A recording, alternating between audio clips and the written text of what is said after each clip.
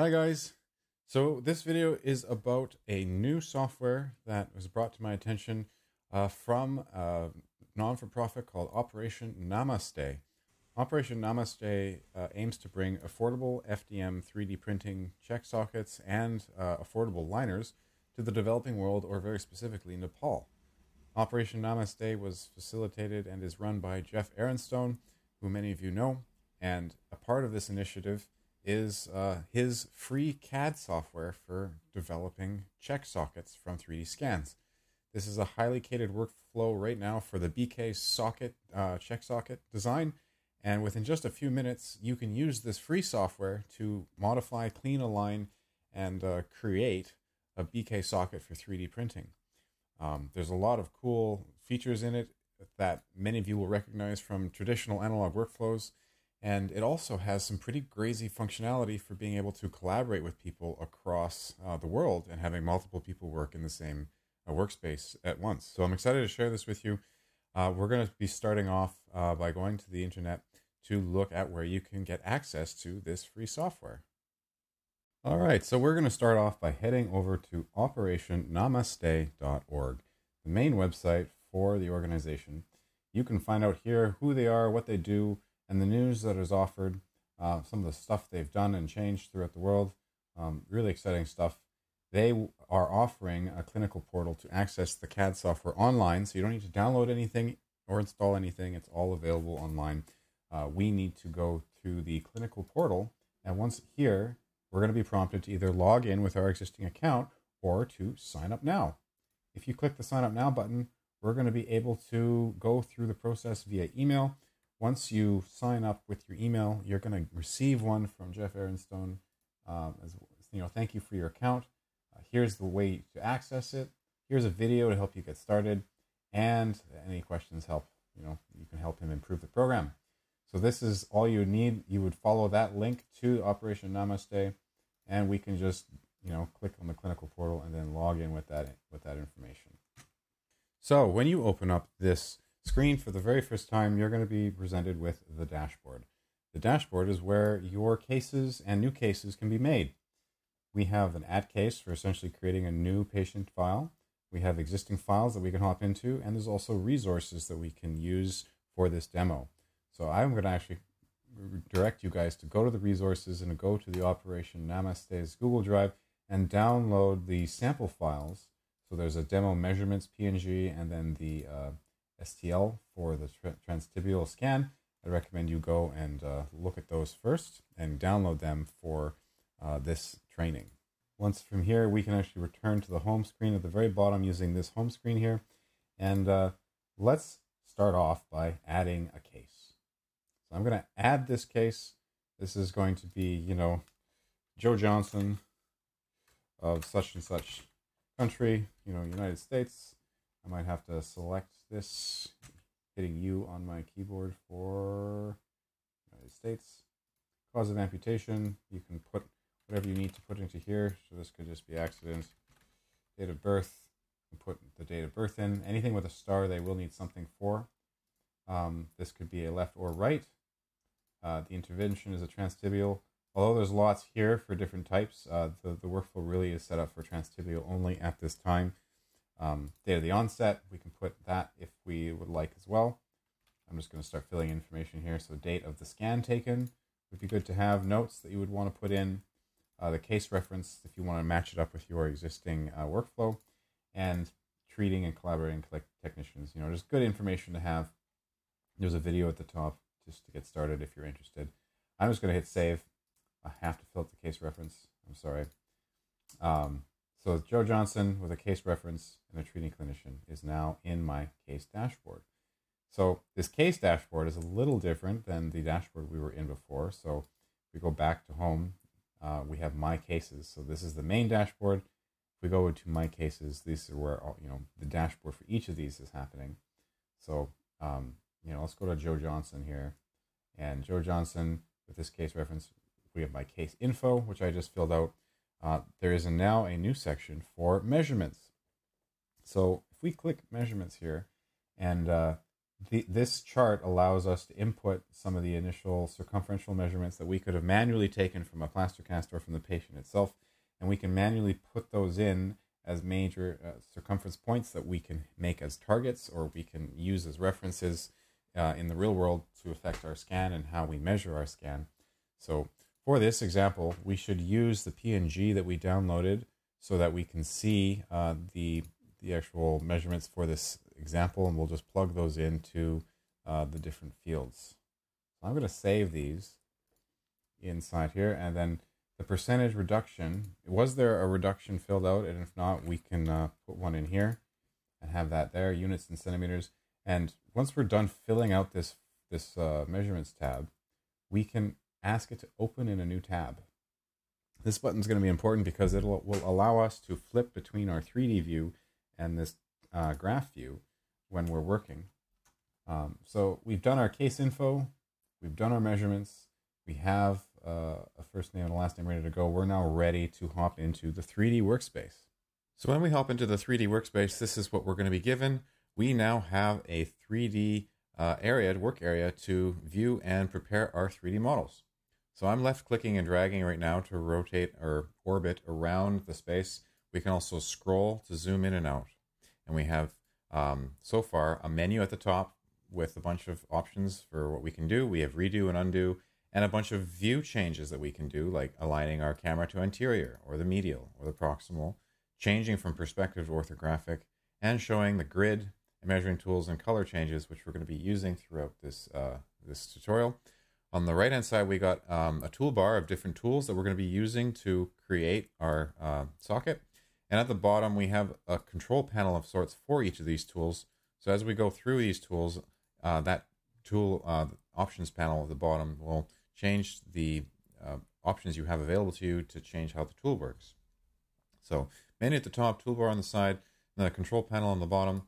Let's start off by going to the menu, and let's import our primary model as the first step. Hitting open, we're going to be presented with this screen. This is showing us what unit count we're going to be using, as well as a remesh option. I might recommend unchecking the remesh option so we can do that at the very end, when we can control and clip away some of the noise that typically comes in scans. And otherwise, I've been told that these units will auto-detect fairly accurately. Just be sure to make sure it matches the input that you provided with the scanner. So if you hit OK, we're going to be taken to this screen right away. This is our orientation screen where we're going to just generally align this to the correct state. So we don't need to have a perfect benchtop alignment for this step. We're just going to look to get our anterior, posterior, medial, lateral aligned and generally up and down in the right spot. So on the right-hand side, you can see our toolbar has updated. So we're now in the rotate panel. We can then switch to move. So we can move this anterior or posterior, just, translate it left to right, help out with that.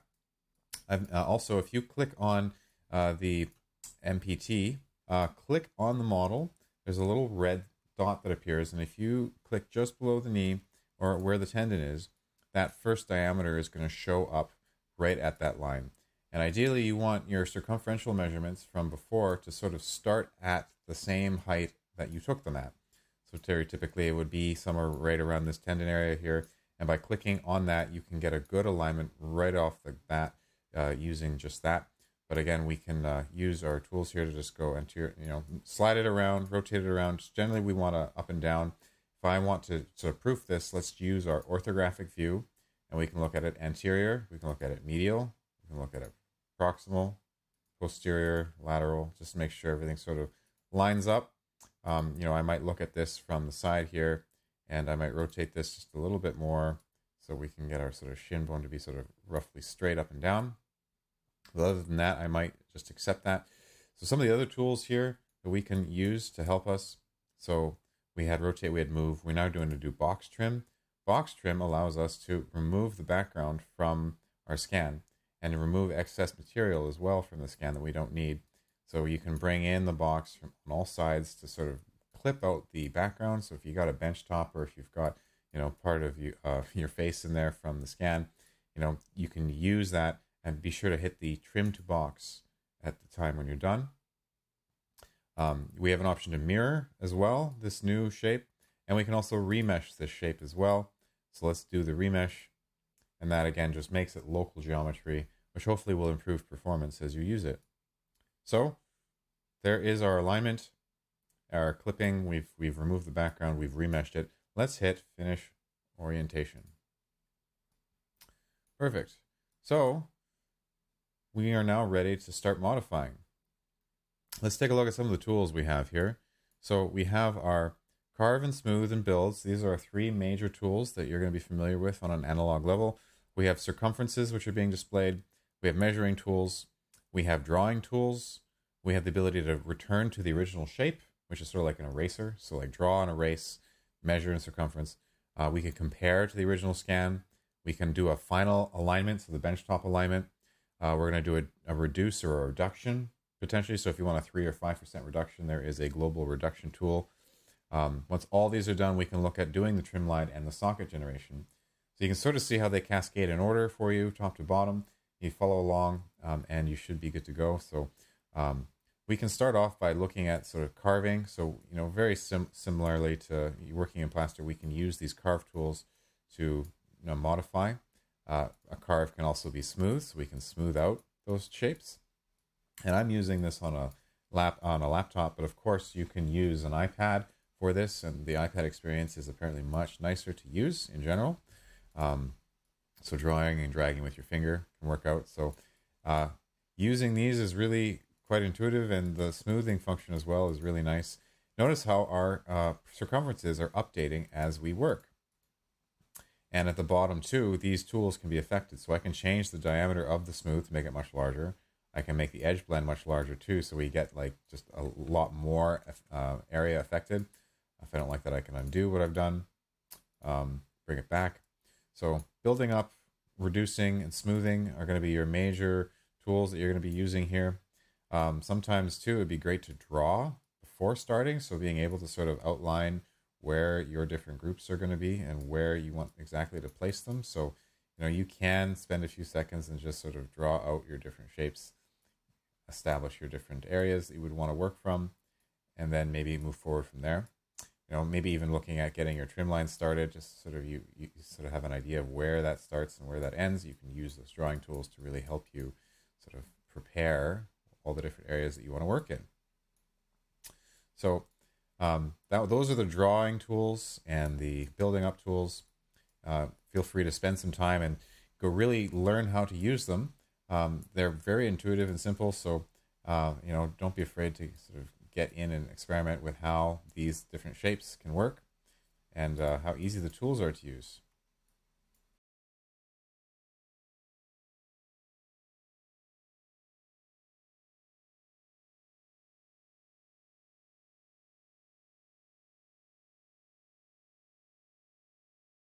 Now that we've spent a bit doing some of the modifications, we can look at using the circumference tool to help us out. The circumference tool references the chart of measurements from the previous screen. I have that on another tab here, which is a recommended workflow, so you can have it on another tab working. And if we go back to our work areas here, we can change where the diameters are being taken. So right now they're about an inch apart, 25 millimeters spaced. And we can show the current measurements and the patient measurements, or we could show the current measurements and the goal measurements, or the secondary model measurements all together. And these are all based off of the chart, right? So each of these columns is a chart value to help us get to the final desired shape. And at any point, if you're working along, we can so let's change our view so we can show the current measurements and the patient measurements. So right there, so my 35, 34, 32, all of those are there for me. And where I am in relation to those is displayed. So I can, again, use my carving tool to sort of bring that down and bring that back, and then bring out something else. Maybe use the build tool to sort of bring out a certain area to bring those measurements into alignment with each other.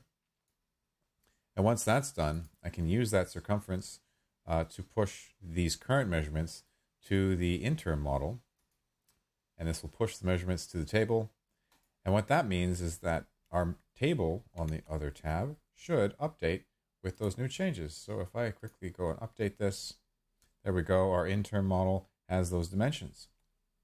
So that can be really useful. We can push several, stages, or, get to a final model and then push those to our table as well. So we have a chart readout of, the progression from patient to final model for record keeping. So circumferences can really help, especially for traditional workflows, and understanding that in CAD, this is an added way to help you. But if you don't want to work with those, that's fine too. You can actually turn off the circumference tool in the View tab here, just to sort of get those off as well.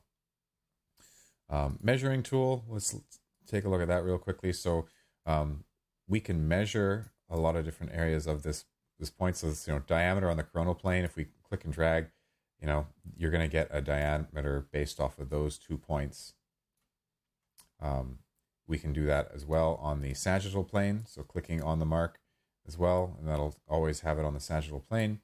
Diameter at any point, we could do the same thing, and that'll just be planar dimensional readings of the circumference line. The height to the distal end is pretty interesting. So this will measure from the absolute bottom to the top of wherever we're measuring. So, if our device needs to be about 21 centimeters long, that might be, where you would want to sort of create a little drawing mark just to remember where that is. And then you can go back to measure and just sort of hit that, make sure that that matches. We can do a point-to-point distance. So measuring from here to here, let's say, or sorry, that would be a click and drag command where you can sort of click and drag and see your dimension. So 16 centimeters, for example. So cool ways to sort of validate and check your design and your progress that way. And how that works. Let's try the compare. Compare is pretty cool. So we can compare to the original. So anywhere that I've done modifications to, you can see where that change is happening. And so we're doing that right now on the horizontal compare. But we can do that to a vertical as well. And go through and look at the different profiles and how they are different from each other as you work. So hopefully tools that you're all familiar with and ways of thinking that you're familiar with, these are very quick and easy ways to visualize how these changes are happening. And you can even do it like this as a broad model, so you can see where the positive and negative deviations are. We can do transparent as well. What's really cool, what I like about the View tab, though, is that we have a colorized changes button, so that when we're working or building, anywhere where I've gone negative in the deviation, it's going to be purple, and anywhere where there's positive deviation, we're going to be, warm colors like yellow or red or orange. So there's the smooth button, and you can see where that goes in relationship to the original. Speaking of, the original tool is really cool as well, because we can erase this and return to the original state at any time, and we're not going to go past the original in terms of, its depth. So it's literally an eraser tool that returns to the original model that you brought in, which can be really useful, just again for erasing your work or checking in with your work. Right? So spend some time, you go through and you do some modeling. You could do anything from build-ups to reductions, or maybe even doing a flare for your trim line. So drawing out the trim line first, not with something super powerful like that. Diameter, maybe edge blend a little higher. Maybe get a little flare on there. It wouldn't be surprising for someone to spend, probably 20 minutes, 10, 15 minutes sculpting out their socket. Spending the time and just, becoming comfortable with these tools. Now that we've done some of that, let's look at the Align tool. Because we can now do that benchtop alignment where we're doing a few degrees in any which direction, and all we got to do is pull at these sliders to help get that final alignment in place for our clinical prescription.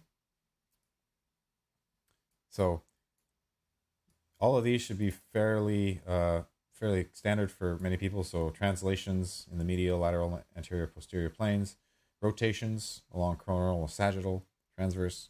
And so this gives you that extra level of control to help fine tune that final placement for what could be, mounting point at the bottom, which will generate when we go to do the socket generation at the last step in our workflow.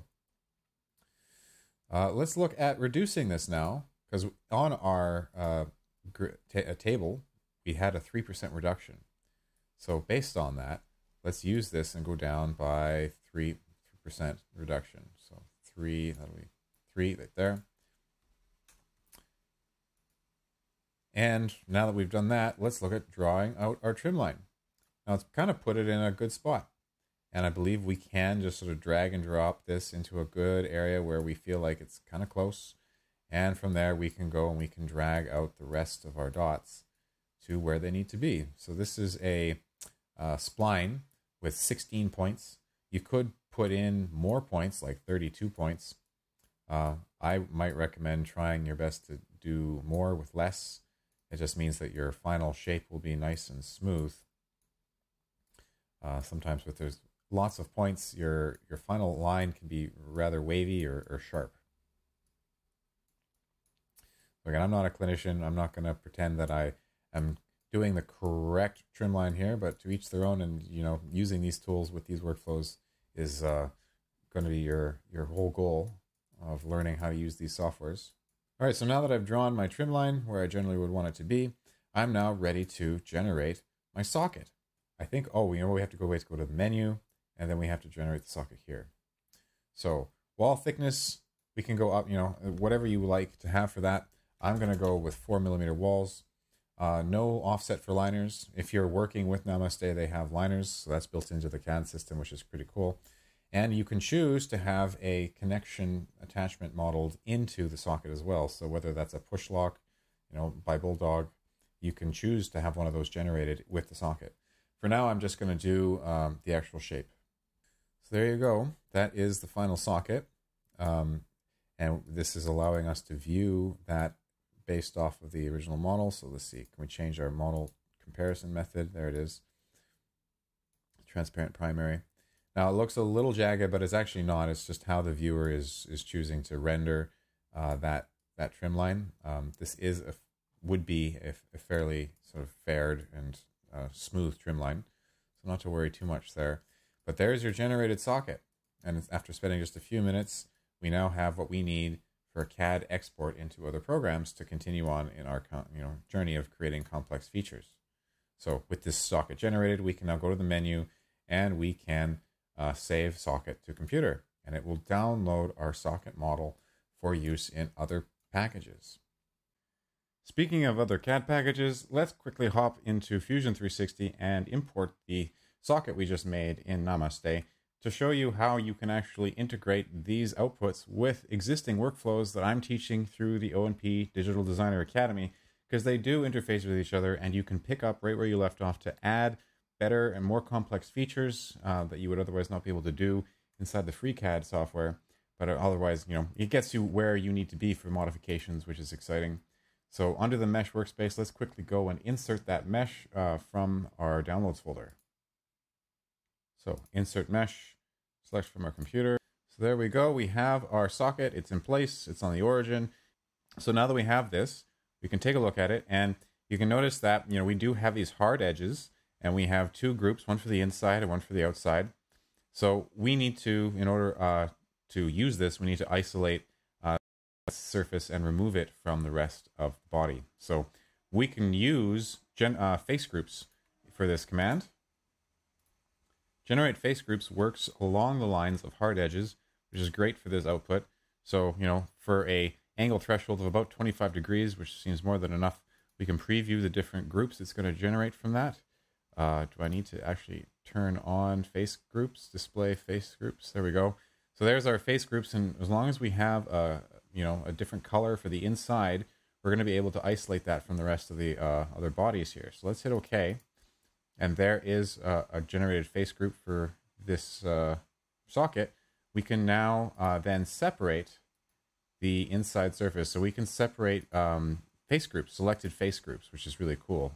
So let's select the inside face group, and let's hit OK. Now we should have two bodies in here, mesh body 1 and mesh body 3.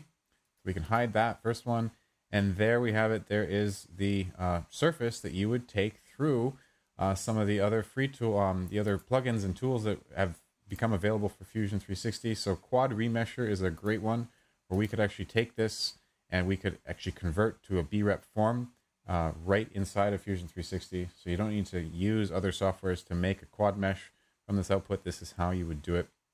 And once you have that spline-based quad surface, you can immediately jump into the O+P Digital Designer workflows and continue on from the modification stage. So that's it, guys. That wraps up our tutorial on how to use Namaste as a CAD package for check sockets from a 3D scan. This is a great platform that's absolutely free that allows you to clean, align, modify, and prepare models for 3D printing using standard components, using standard workflows, using standard terminology for the tools. I'd highly recommend you take a look and sign up for Operation Namaste's CAD software today and see what it can allow you to design using these workflows for your digital design pipeline.